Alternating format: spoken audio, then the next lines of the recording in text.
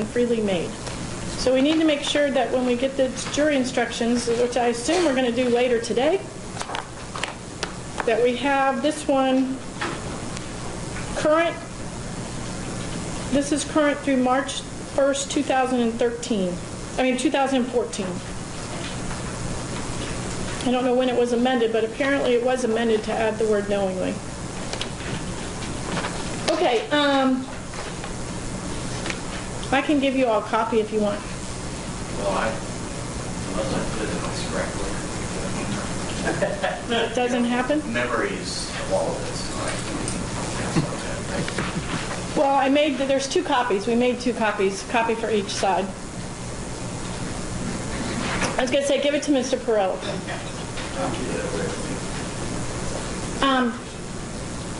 I'm assuming we're going to work on jury instructions at the end of today? That would be the plan. Okay, that was my plan. Okay. Anything we need to discuss before we bring the jury into the courtroom? Okay. We're ready. Yes, ma'am.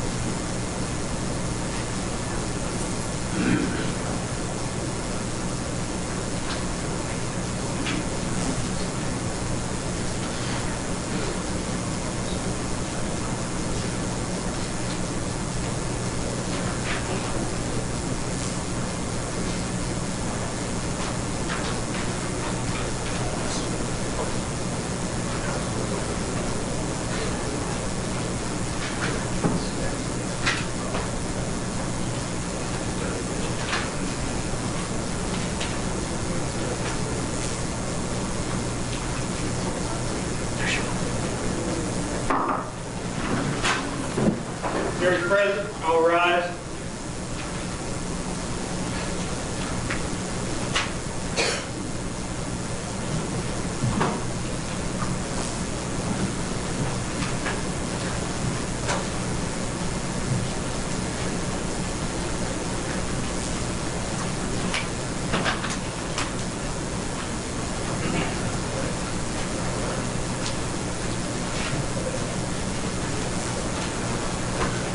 Be seated. Good afternoon, ladies and gentlemen of the jury. Has anyone read or been exposed to reading newspaper headlines and/or articles relating to this trial or its participants? No. Has anyone seen or heard television, radio, or internet comments about this trial? No. Have you read any news, headlines, or articles relating to this trial or its participants? No. Has anyone conducted or been exposed to any research regarding any matters concerning this case? No. And have you discussed this case among yourselves or with anyone else, or allowed anyone to discuss it in your presence? No. Okay, other witnesses on behalf of the defense.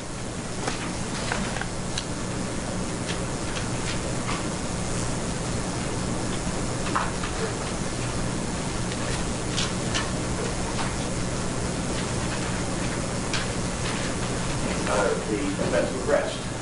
Okay. Thank you. Okay, rebuttal witnesses on behalf of the state. Your Honor, we need to approach. Yes, you, okay.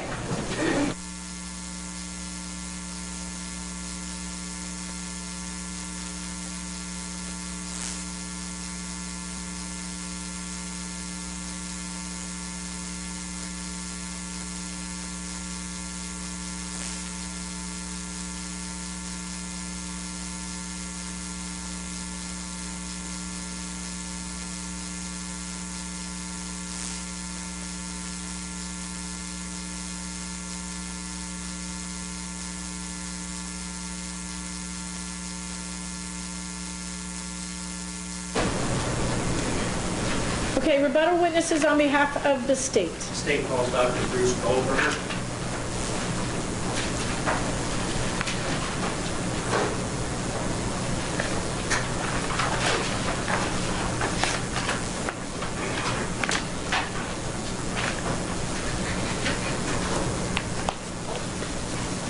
Sir, if you'll come forward, step up before the clerk to be sworn. Promise to affirm any testimony you should be able to give the truth, the whole truth, and nothing but the truth, so help you God? I do.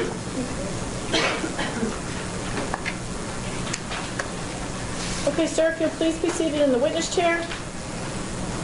Once seated, if you'll scoot that chair forward, do adjust that microphone to fit you. Do talk into that microphone. It helps everyone hear your testimony. It also aids in recording your testimony. Okay. Okay, Mr. McMaster. Thank you, Judge. Good afternoon, sir. Good afternoon. If you would, please state your name for the record and spell your last name. My name is Bruce A. Goldberger, Goldberger. Dr. Goldberger, I'm going to ask you a series of questions. If you would, direct your responses to the ladies and gentlemen of the jury. And let's start by telling them your occupation. I'm a forensic toxicologist at the University of Florida. I'm in the position of Chief of Forensic Medicine and Director of Forensic Toxicology. Dr. Goldberger, were you retained by the state of Florida, the state attorney's office here in Brevard County, for the purpose of reviewing the toxicology records regarding a laboratory testing done by Wusthof Reference Lab regarding the defendant Brandon Bradley? Yes. And also were you requested to review the evaluations done by Dr. Susan Scully Danziger regarding how drugs that had been reflected in the Wusthof Reference Lab may have affected the defendant's ability to knowingly, voluntarily, and intelligently waive his Miranda rights? Yes.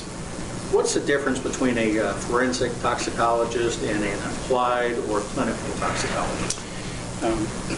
It's relatively clear. A forensic toxicologist is a toxicologist who obviously is practicing toxicology, but for the purpose of its application to law, like to litigation, like today.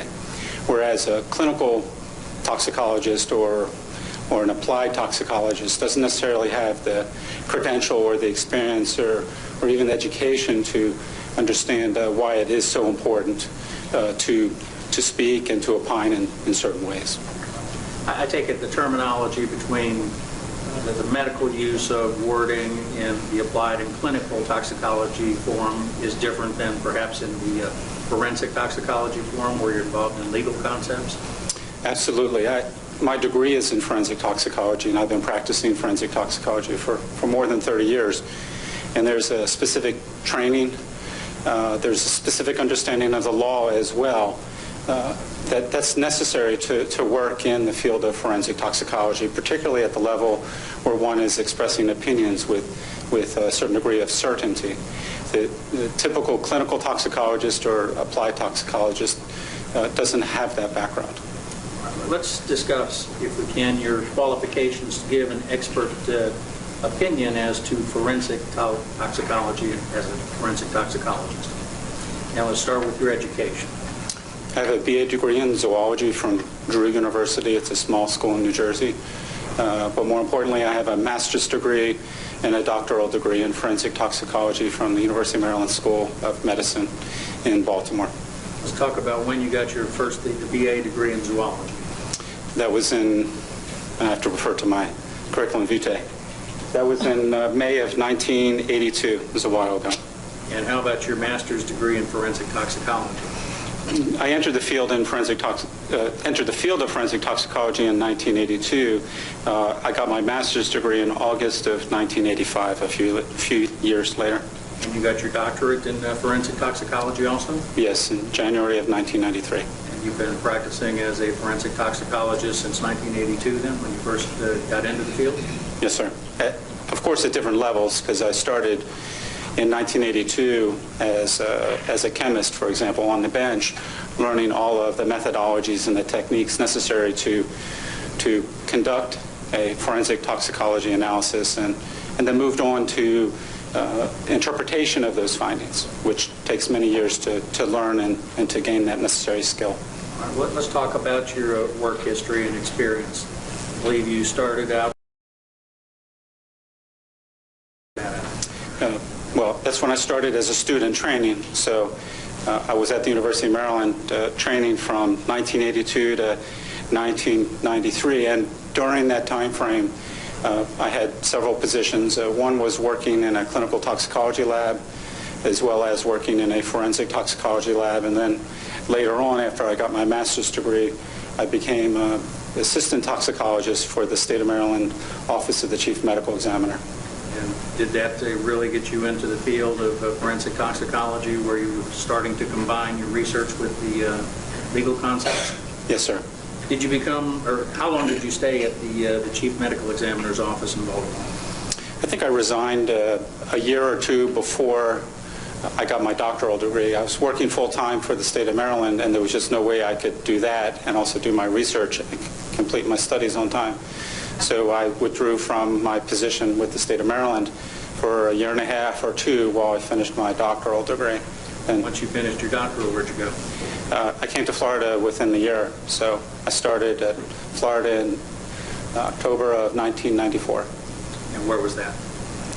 Well, I use the term Florida, University of Florida. When you say Florida, what you mean, but some of us live in the overall state, not just at the university. Yeah. So I came to the University of Florida in Gainesville in October '94, and I've been there ever since. And what positions have you held, and what experience have you gained at the University of Florida? So initially I started off as an assistant professor, and then over the years I was promoted to an associate professor and then to a professor. And then more recently I've been promoted to division chief of the Forensic Medicine Division in the Department of Pathology. And I'm director of U.S. Health Forensic Medicine, but I still supervise the work done in the Forensic Toxicology Lab. So I'm still tied to the laboratory that conducts analyses. So when it comes to forensic toxicology at the University of Florida, you're the top guy. I am. Can you tell us a little bit about what certifications you hold in the field of forensic toxicology? I've been board certified for about 20 years. I'm currently certified by the American Board of Forensic Toxicology. That is the only certification body in this country that certifies forensic toxicologists. How about the, are you familiar with the American Board of Applied Toxicology? No, I'm not familiar with that board. They don't, they may be a certification program, but they're not a certification program for forensic toxicologists. There used to be two, now there's only one, and that would be the American Board of Forensic Toxicology. All right. Any other certification? What does it mean to be board certified in forensic toxicology, and how do you go about getting it? Well, board certification in forensic toxicology is just like being board certified in dentistry or pediatrics or radiology. It's an additional credential to ensure to your clientele that you have the necessary education, the necessary training and experience to be a good practitioner in that field. So in forensics or forensic science, there's a movement currently that will require that all scientists who work in this arena be certified by a certification body. We don't have that quite yet, but in forensic toxicology, there's about 400 individuals certified around the country. And you were one of those? Yes, I'm actually president of the certification body. So you'd be the head guy of the committee that would make the determination as to whether someone's qualified to become a board certified member? Well, I don't necessarily make those final decisions. The American Board of Forensic Toxicology has a board of directors and has committees that work on behalf of the board. I do sit on the credentials committee as president of the board, but it runs like our government runs. We have votes and we have a whole business process that needs to be taken care of. You're not czar of the universe or emperor, you just are part of the process. That's right. Majority rules. Do you have any other certifications that you hold, Doctor? I'm also licensed by the state of Florida as a clinical laboratory director. I've had that license for about 20 years. So that gives me the ability to work in a clinical laboratory, like a clinical toxicology laboratory, and supervise or conduct analyses and consult on these cases involving living individuals. Since the majority of my work is directing a post-mortem toxicology lab, so that's working on decedents or dead people. Any other certifications? I used to have one other, but I discontinued that because there was no reason to continue to pay the board for that certification. Fair enough. How about honors and awards? I've received multiple honors or awards over my career. I won't go through them. for the sake of time. But early on, I was honored by the American Academy of Forensic Sciences Toxicology section for my early work as a scientist conducting research in forensic toxicology. Later on, I received a similar award from the American Association of Clinical Chemistry, and then later on I've received a number of awards for my more senior work in the field of forensic toxicology. And then even more recently, I was given an award, a recognition by the Florida Association of Medical Examiners for some of my work, not related to toxicology, but related to medical legal investigations. And what are your professional memberships? I have a bunch. Again, I'm not going to go through them all, but I'm a member, or actually fellow, of the American Academy of Forensic Sciences, and I'm a past president of that group. I was president about 6 years ago. That's the largest forensic science professional organization in the world currently, with over 7,000 members. Of course, you know I'm president of the American Board of Forensic Toxicology currently. I'm secretary of the Society of Forensic Toxicologists, a group that represents over 1,000 forensic toxicologists, and recently selected as treasurer of an organization that certifies certification bodies. So it's kind of a higher level group called the Forensic Specialties Accreditation Board. And I'm the treasurer of that group right now. Looking quickly at your resume, your CV, it appears that you are a member or former member of approximately 17 different memberships. That's probably close. And all pretty much related to forensic toxicology? Yes, directly or indirectly. Have you lectured or published articles in the area of forensic toxicology? Yes, in terms of my lectures, I lecture at the University of Florida as well as lecture around the country as well as internationally. I'm going to Scotland next week to give a lecture at University of Scotland in Glasgow. So I'm probably lecturing half a dozen to a dozen times per year in different forums, public forums. In terms of writing, I'm co-editor of 2 books. I'm working on 2 additional books. Currently, one will be submitted to the publisher in a few months. The other is delayed, but will be done eventually. And then papers in the peer-reviewed literature, primarily in the forensic science literature, about 70 to 80 papers. So these are peer-reviewed papers involving various aspects of forensic toxicology or forensic pathology or medical legal death investigation, and actually some other areas too that don't directly link me to forensic toxicology. Have you testified in courts of law regarding, as an expert in forensic toxicology? Yes, as a state employee and as a state toxicologist, I'm called often to court, sometimes once or twice a month. So I've testified a lot, over 250 times. How about in depositions? In depositions, I think it's about 570 times.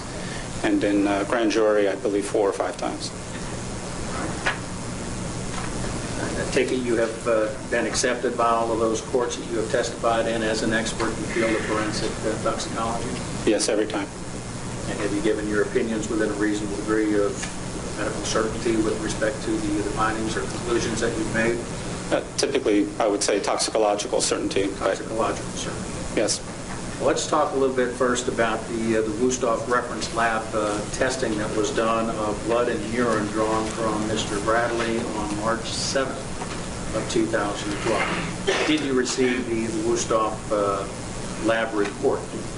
Yes, I have a copy of the lab report as well as all the supporting documentation. That was my next question. Did you also get the supporting documentation for the report itself?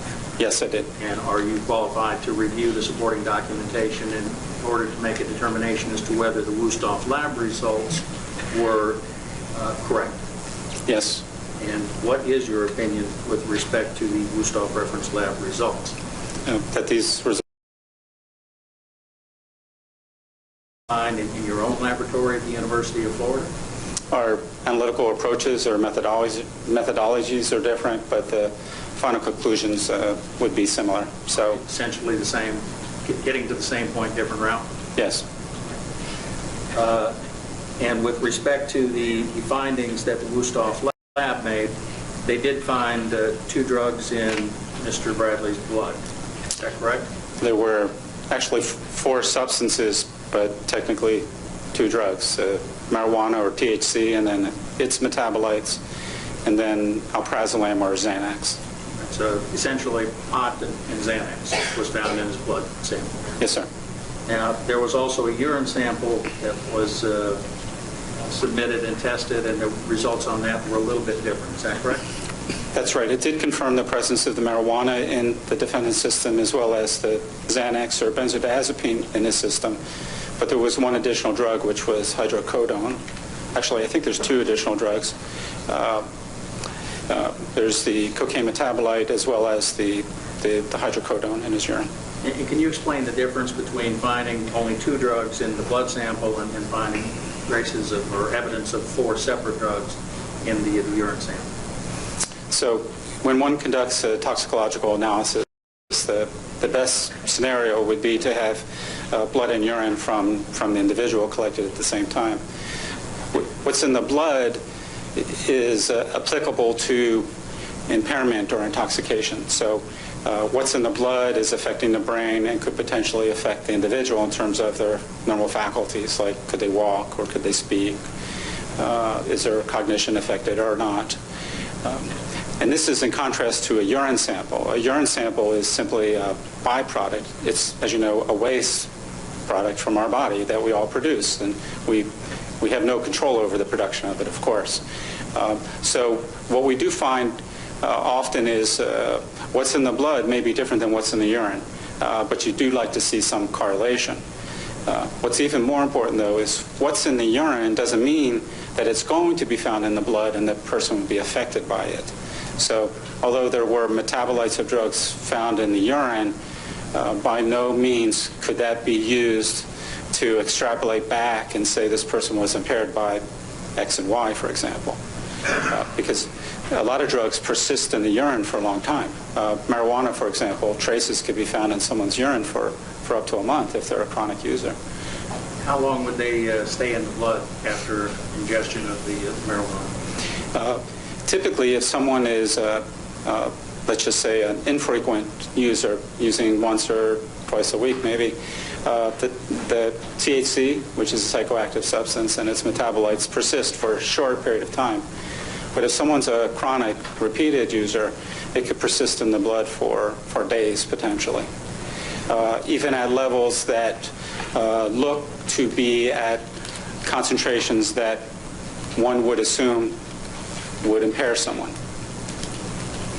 Let's turn then to the conclusions or opinions reached by Dr. Scully Danziger.